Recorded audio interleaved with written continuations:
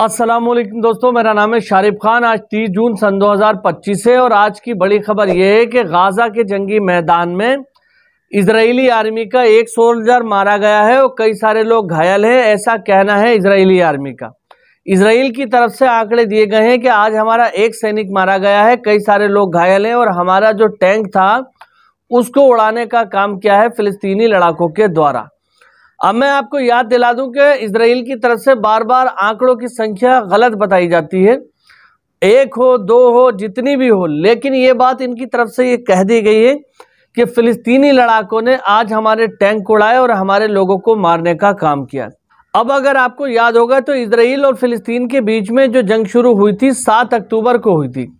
7 अक्टूबर वापस से आने वाला है, मतलब दूसरे साल का, यानी लगातार 2 साल का समय बीत जाएगा इस जंग को चलते हुए और नतीजा कुछ भी नहीं। आज भी इजरायली गाजा के जंगी मैदान में आगे बढ़ने की जब कोशिश करती है तो वहां की रेसिस्टेंस के द्वारा, वहां की प्रतिरोध के द्वारा उसको रोकने का काम किया जाता है। झड़प में दोनों साइडों से नुकसान होता है, लेकिन बताना आपको ये चाहता हूं कि फिलिस्तीनी लड़ाकों के पास क्या आज भी ऐसा कोई हथियार है जो इजरायली आर्मी को रोकने का काम कर रहा है, उनके टैंकों को तबाह कर रहा है, लगातार उनके लोगों को मार रहा है। बताया ये जा रहा था कि चंद दिनों के अंदर फिलिस्तीनी लड़ाकों की ताकत पूरी तरह से खत्म कर देगी इजरायली फौज, लेकिन 2 साल का लंबा समय बीत जाने के बाद भी फिलिस्तीन लड़ाकों की ताकत खत्म नहीं हुई और आज भी इजरायली सैनिक गाजा के जंगी मैदान में मारे जा रहे हैं। इससे तो यही साबित होता है कि इजरायली आर्मी और इजरायली प्रधानमंत्री बेंजामिन नेतन्याहू जिन आंकड़ों का दावा करता है और जो बातें कहता है वो सरासर झूठी हैं। इजरायली प्रधानमंत्री बेंजामिन नेतन्याहू ने न जाने कितने अपने फौज के लड़ाकों को, अपने फौजियों को वहां पर मरवा दिया है और जिनके परिवार के लोग आज भी इजराइल के शहर तेल अवीव में लगातार धरना प्रदर्शन कर रहे हैं। उनका कहना है कि फिलिस्तीन के साथ, गाजा के साथ तुरंत प्रभाव से सीज फायर करो। गाजा की जंग की वजह से ही इजराइल लगातार नई से नई जंग के अंदर उलझता चला जा रहा है। इजराइल की जनता ये चाहती है कि हम जंग नहीं करेंगे, इजरायली जनता ये चाहती है कि वहां की सरकार तुरंत प्रभाव से जंग को रोक दे और इसका जीता जागता सबूत भी मैं आपको दिखा रहा हूं। साइड में आप मेरे देखिए, शहर तेल अवीव की सड़कों पर लाखों की तादाद में लोग निकले हैं आज फिर, यानी कि 30 जून को, और सरकार से कह रहे हैं कि हम जंग नहीं चाहते, ये देश हमारा है, तो तुम जंग क्यों चाह रहे हो। इजरायली प्रधानमंत्री बेंजामिन नेतन्याहू अपने लोगों की बात को साइड में रखकर लगातार युद्ध की रणनीति में उलझ रहा है। आपने देखा कि ईरान और इजराइल के बीच में जो जंग शुरू हुई थी 12 दिन तक ये जंग चली, लेकिन 12 दिन में इजराइल के अंदर कितना नुकसान हुआ, कितने लोग मारे गए, बिल्डिंगें तबाह हो गई। तो आम जनता किसी भी देश की हो वो यही चाहती है कि जंग नहीं हो, सब शांति से रहें।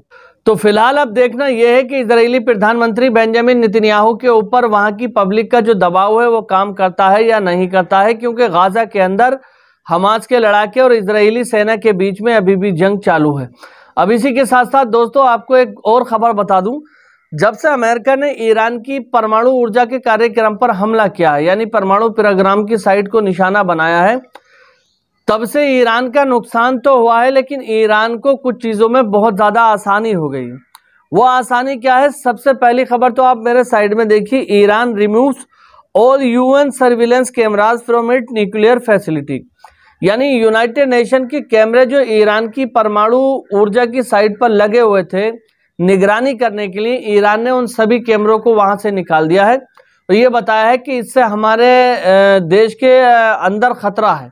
यानी कि यूनाइटेड नेशन को वाजिब वजह बता दी है कि भैया अब हम तुम्हारे कैमरों को चालू नहीं रख सकते, तुम्हारे कैमरों का इस्तेमाल करके, जैसे अमेरिका ने स्ट्राइक की है, कोई और देश कैमरों को तुम्हारे हैक करके स्ट्राइक कर सकता है।